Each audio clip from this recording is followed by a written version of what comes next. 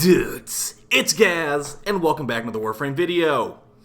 We're doing an episode of This Week in Warframe where we go over the weekly reset, what stuff you can expect news-wise in Warframe this week, and things of that nature, Archon shards, and etc. So if you enjoy these videos, we do them every single week, usually recorded live on the live stream channel, but I had some other stuff to do, and I was not able to make it to the stream this week, so we're currently just doing this offline. I will be doing my Archon shard hunt and all that tomorrow on stream, so if you want to come check out the live stream channel, be free to do that. Alright, so let's start off. First off, we're going to go to the Teshin and see what he has. So he has a Kit Gun Riven mod for 75 steel essence. I would not recommend picking this up, as Kit Gun Riven mods are really, really cheap nowadays, plat-wise. Kit Gun Rivens have been out for so many years, and there's only like so many Kit Guns that like it's an extremely saturated market. Alright, so as far as the Archon shard this week, I legit have not looked at any of this, so let's see what we got. Alright, so the Archon shard is going to be the red Archon shard from the Wolf Archon. So this one gives you power, strength, ability duration, increased crit damage. There's lots of good choices on here, and yeah, one of the best shards to get. Definitely don't skip this week if you are someone that does these Archon hunts, and you got all week to do it. So I've got increased xaku strength. That's pretty good. 300% increased xaku strength. Nice. That's totally overkill, but nice. The mission types are mobile defense, excavation, and then the final boss fight against the Archon. So good luck getting that 20% Tau Shard. I really hope I get a Tau Shard, because that'll be my third red Tau Shard, which just sounds really, really nice. And yeah, I'm just rubbing it in, sorry. As far as call over here, actually let's talk to Chipper first. So you can buy a yellow shard from Chipper, which will give you increased casting speed, increased parkour velocity, things of that nature. Pretty good one. I'd say it's like second best out of all three. And then for calls mission, we got Junk Run. Now the problem about this is I'm looking at these challenges right now, and I have a feeling that even though we don't have a challenge to do that mini boss fight with the hammer guy in Junk Run, when you get things like gene stamps, you sometimes need to check that room that the hammer boss spawns in the first place. So it's just a pain in the butt. But let's go over these challenges. So for Junk Run, we've done every week of the call missions. Got Deathless. Complete the mission without dying or becoming veiled. Blue girls say. Not that bad if you have been playing these call missions like a crazy person like me. Get 10 kills with grenades. Definitely going to want to use those on those little small sentient guys. That one might be a little bit annoying, but it's not that terrible. Remove 5 veils using the Veil Breaker. That might be unfortunate, as you have to definitely get grenade kills, and if you get all these Grenadier guys in your team, they'll be killing the enemies instead of you with grenades, so kind of like a little bit counterproductive between those two. Collect 5 gene stamps. Like I said, this is a little bit annoying, as the side boss guy doesn't drop anything. He literally drops nothing if there's no challenge, but gene tags can spawn in that side room, so yikes. Get 10 kills while using the Hellion Jetpack. So I think you could technically you could double duty these. While you're flying in the air with the jetpack, you can kill enemies with grenades and get those two to cross progress. So that's kind of nice. And then the super easy challenge: find extra thumper parts for Chipper. It's usually marked on the map with like a green icon. So not a terrible week. At least there's not like the 15-minute or less timer or whatever. But yeah, I have a feeling that some of these are going to be counterproductive, and especially that gene tag one. Checking the side rooms. And they got to make that side boss drop some, like, stock or something. It's a total waste of time. Alright, speaking of a waste of time, let's check out this Nightwave challenges, see what we got. And then we'll go over the news and stuff for this week.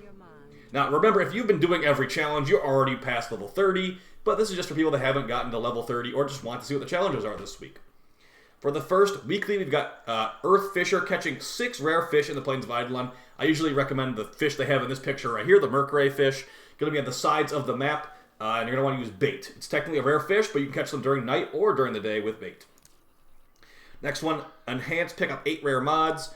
I usually just recommend that you do like a survival mission or something. Just get lots of enemy kills, have like a Necros on your team, have a Korra on your team, giving you extra loot, and your chances are relatively good to get like 8 rare mods in one mission. The golden mods. Collect 15 Vohm or Phos residue in the Cambion Drift. Basically, when the worm things attack each other and they like explode, they drop this like worm goo all over the ground. It will either be blue or orange. It's not affected by a resource booster for whatever reason. It hasn't been affected since launch. And just pick up 15 of that. 15 is kind of a lot, but that's what the challenge is, so good luck with that. It's on the Deimos open world. Complete 8 zones of Sanctuary Onslaught. This should work with Elite Sanctuary Onslaught or normal Sanctuary Onslaught, so pretty good place to level stuff up. You can get some decent like Radiant Relics and stuff too from Elite Sanctuary Onslaught.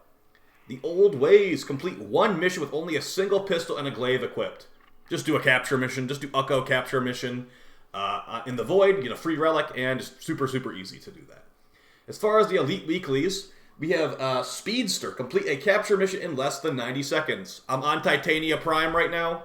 If you watch my Titania Prime video from like months ago, that's going to be one of your best bets. Just fly through the mission at like light speed, basically, and it's quite easy. 90 seconds is a little bit of a slow run if you're really speed running with Titania.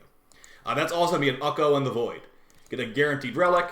They say use Volt or Gauss. No, Titania is faster than Volt and Gauss, but those would still also work technically. Also, Wukong will also work. So whatever capture node you feel like doing. And the final Elite Weekly is complete 5 different Steel Path missions. To get access to the Steel Path, you need to beat every node in the game once. It's basically like, they refer to it as like New Game Plus. It's basically just like bullet sponge mode. And once you get access to the Steel Path, you will have these daily alerts that you can do. Which they help you unlock a bunch of nodes on the Steel Path. So maybe just do the alerts for that. Extra Steel Essence. So yeah, that's it for the weekly challenges. Let's go over these credit offerings, and we'll go to the back of my ship, and we'll talk about the news. Alright, so we got the Evergreen stuff at the top, and we got the Revenant Vania helmet. I like the Revenant Vania helmet personally, but we have Revenant Prime now, so it's less important. The Protea Mauve helmet. Is this the one that I like? I think this is this is the one with the ponytail that I like. This is a pretty good helmet. I use it quite often. I might go to Protea Fashion. What else we got here? There's a Baruch helmet, but Baruch Prime's helmet looks better than that in my opinion. Ooh, here we go. If you're a Xaku fan, there's the Xaku Kintsu helmet. This is like my go-to Xaku helmet. Although we have a Xaku Deluxe now too, so even there it's less valuable. So if you like this look, go for it. I have Xaku Power Strength for my Archon hunt this week, so maybe I'll play Xaku some more. I've actually got the other Protea helmet too, the Telema helmet. So I don't like this one as much, but up to you, of course. And yeah, Gyre Automaton helmet, maybe a new Gyre video this week. Grendel Glut helmet, very nice one. Let's go over these Aura mods and let's see if anything is good here. Alright, we got Sniper Scavenger, Shotgun Scavenger, Pistol Scavenger. Where's my Rifle Scavenger? I think Rifle Scavenger is hilariously the only one of these that's really that useful. But yeah, Corrosive Projection's also here. Corrosive Projection is nice.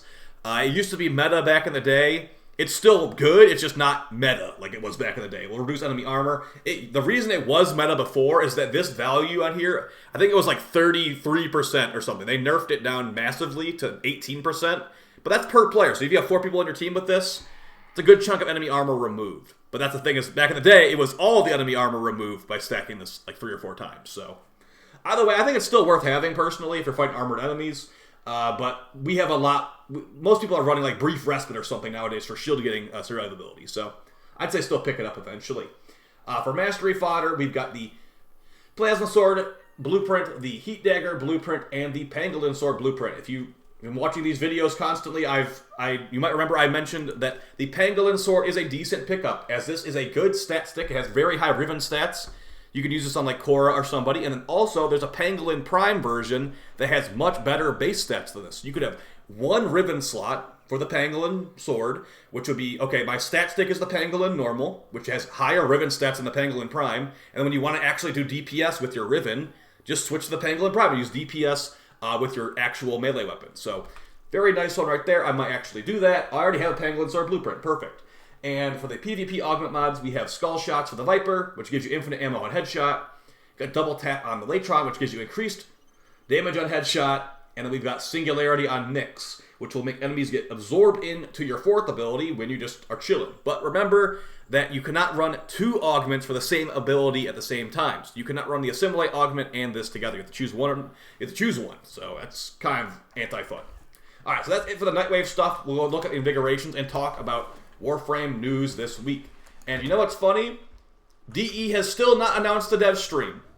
But it's like deja vu from last week. I am going to just call it right now. I think the dev stream will be on Friday, January 27th at 2 p.m. ET. It's the last Friday of the year, or not the year, the last Friday of January. And, they said there will be a dev stream in January. So unless they're making it on, like, I guess the Monday after, which will be January 30th, I think it will be January 27th. They sometimes do dev streams not on Friday, but they're usually on Friday, to be honest. So that's basically it for news this week. There's really not much going on in Warframe, which is why we so desperately need this dev stream. Like, honestly, DE needs to wow us on this dev stream. There needs to be Deviri info. Maybe like rework info for some frame. A bunch of stuff. Because, yeah, they delayed Deviri and we got Lua's Prey, which was... It was like an appetizer. I'll just put it like that. Or a snack. Alright, let's look at these invigorations and see what we got. I see some frames I actually do like to play. So we've got Titania. Not a great one for Titania. Increased melee crit chance and increased energy max. I guess energy max is nice if you're like farming relics. So that will be good. Make me even switch up my build a little bit. So, yeah, melee crit chance not as useful in Titania, but whatever. I'll take the free energy max. Whoa, wait. We got increased strength for Xaku, and my Archon Sword is Xaku. So that's 500% increased Xaku power strength between those two buffs. That's pretty hilarious. Xaku does not even need that much strength, but man, those Void Guns are about to do a ton of damage. So also 1,000 extra armor. I don't usually mod Xaku for health personally, so that armor's not going to do anything, but still, nice to have that power strength increase. And the final one, we got increased ability duration and increased sprint speed for Trinity. I have not used an override for a while, so maybe I'll use this override from Xaku and put this on like Saren or something. We'll see. So either way, guys, hope you found this video fun and helpful. I'll see you tomorrow on stream for the weekly reset. If you want to do the Archon hunt with me, definitely be in chat. I'll be looking for people to run the Archon hunt with. And yeah, let's hope that dev stream's the best dev stream that we got in a long time, because it needs to be. Alright, guys, appreciate all the support. Take it easy. Peace.